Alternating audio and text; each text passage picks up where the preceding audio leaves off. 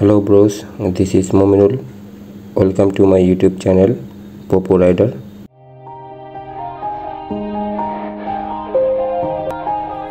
Yeah. Everybody knows that I'm breaking down. Everybody knows I ain't faking now.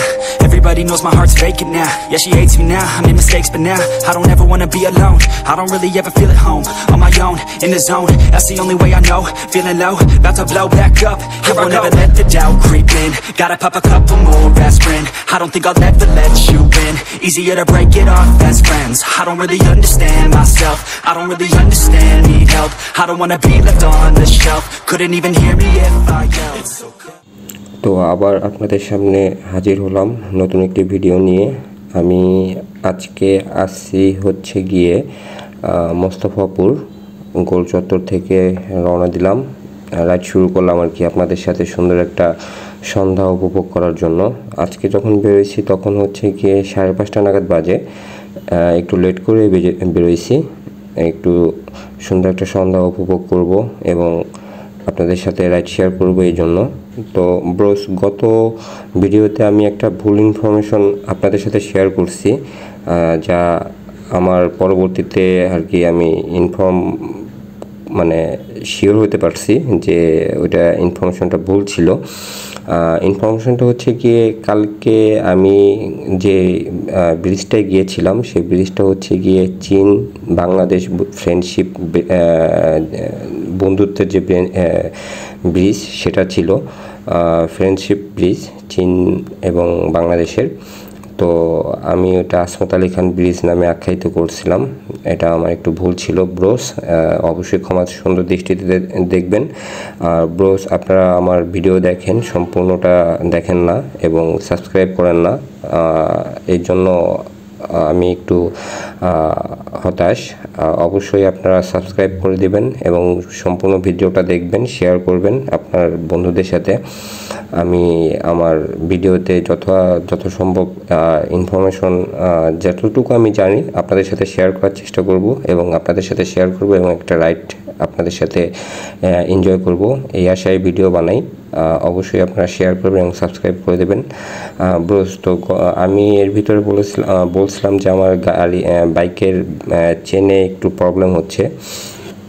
তো ওই চেনের প্রবলেমটা আর কি সলভ করতে আমি মোস্তফাপুর আসছিলাম। তো মোস্তফাপুর এসে যা জানতে পারলাম, চেনের হচ্ছে গিয়ে চেনটা একটু লুজ হয়ে গেছে। তো সেই প্রবলেমটা সলভ করার যে ভিডিওটা সেটা আমি দিতে পারিনি। ওইখানে আমার এক বড় ভাই আছে, সে আমাকে কিছু টিপস সাজেস্ট করছে যে আপনাদের সাথে শেয়ার করার জন্য চলে আসলাম। আমরা গাড়ি যে ওয়াশ করি, অবশ্যই গাড়ি সুন্দরভাবে ওয়াশ করার চেষ্টা করি, কিন্তু গাড়ি ওয়াশ করার পরে আমরা বিভিন্ন আইটেমের অ্যাক্সেসরিজ যেরকম চেন লুপ, পলিশ, তারপরে স্প্রে, এগুলো ইউজ করি।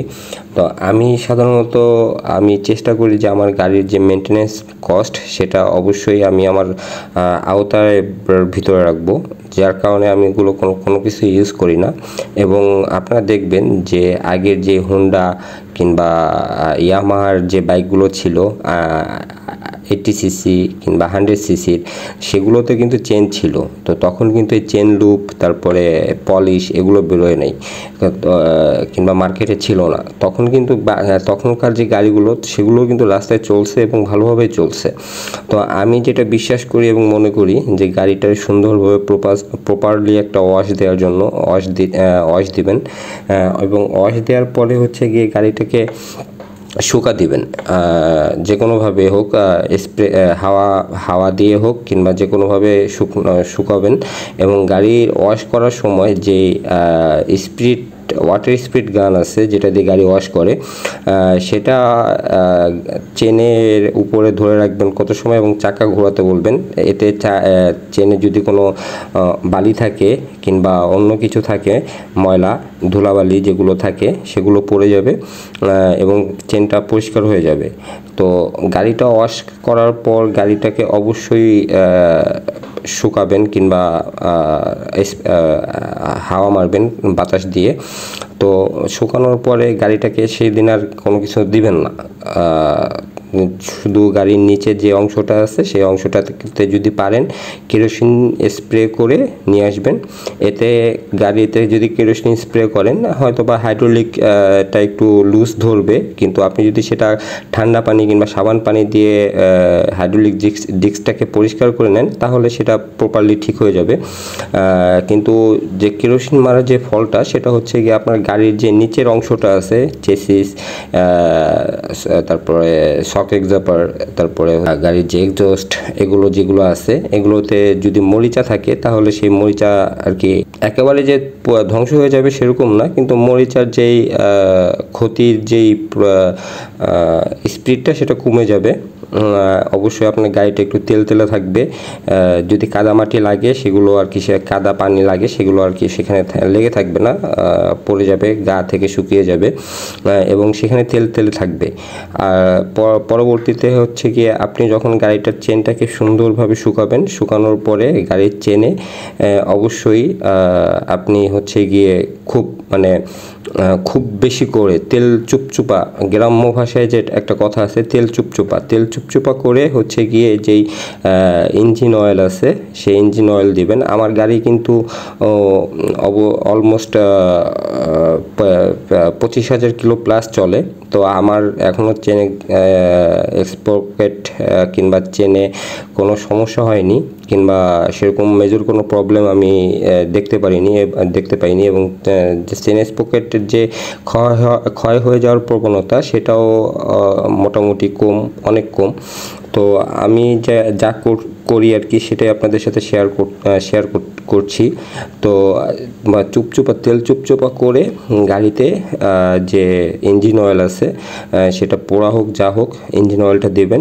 দেওয়ার পরে গাড়িটাকে রেস্টে রাখবেন, সেদিন আর চালাবেন না, গাড়িটাকে রেস্টে রাখবেন। রেস্টে রাখলে আপনি দেখবেন পরের দিন সকালবেলা যে কালো তেল কিংবা সেটা পড়ে আছে, সেটা নিচে পড়ে চেনের যে জায়গাটা, চেন থেকে চুয়ে পড়ছে, তো ওই তেলের সাথে হচ্ছে গিয়ে চেনের যে গায়ে এক্সট্রা যে অবশিষ্ট ময়লাটা ধোয়ার পরেও থেকে গেছে সেটাও পড়ে গেছে, আপনি দেখবেন কিংবা খেয়াল করার চেষ্টা করবেন। পড়ে যাওয়ার পরে তারপর আপনি রাইড দিতে পারেন, কোনো সমস্যা নেই। কিন্তু এর আগে যদি আপনি পারেন তাহলে অবশ্যই গাড়িতে নারিকেল তেল, গাড়ির চেনে যে নারিকেল তেল দিতে পারেন।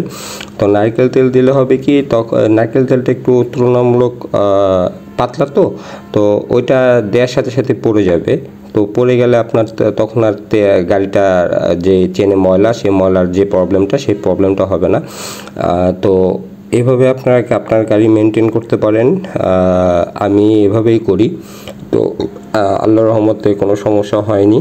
যে দামি অ্যাক্সেসরিজ যেগুলো আছে সেগুলো আমি ব্যবহার মোটামুটি কমই করি, 2-1বার পলিশ মারছি। এছাড়া যে সার্ভিসের যে সেই ওয়াশ ইউজ করি আমি, এবং গাড়ির যে নিচের সাইড কিংবা গাড়ির যে উপরের সাইড আছে পুরোটাতেই আমি হচ্ছে গিয়ে কেরোসিন তেল মারাই। কেরোসিন তেল মারানোর পর হচ্ছে গিয়ে আমি ওটাকে সুন্দরভাবে বাসায় এনে শুকনা তেনা দিয়ে, শুকনা যেই কাপড় আছে শুকনা কাপড় দিয়ে মুছে ওটাকে রেখে দিই। তারপরের দিন হচ্ছে গিয়ে আমি ইঞ্জিন অয়েল দিই কিংবা হচ্ছে গিয়ে কেরোসিন দিই, নারিকেল তেল দিই। তো যে রাস্তাটা দিয়ে রাইড করে আসলাম, রাস্তাটা অনেক ব্যস্ত রাস্তা। এটা হচ্ছে গিয়ে বরিশাল ভাঙ্গা হাইওয়ে, মোস্তফাপুর থেকে রাজৌরের দিকে যাচ্ছি। তো অবশ্যই আপনাদের আমার যেই ওপিনিয়ন্স অবশ্যই হয়তো বা আপনাদের একটু হলেও কাজে দিবে কিংবা কাজে লাগবে। অবশ্যই সেভাবে আমি যেভাবে বললাম এভাবে করার চেষ্টা করবেন, দেখবেন আপনার গাড়ির যেই চেনের যে সমস্যা থাকে যদি থাকে সেই সমস্যার সমাধান হয়ে যাবে কিংবা সমাধান অবভিয়াসলি হয়ে যাবে আশা করি। তো ব্রোস যাওয়ার সময় হয়ে গেছে, এখন বিদায় নেব। আল্লাহ হাফেজ। Please like, share and subscribe.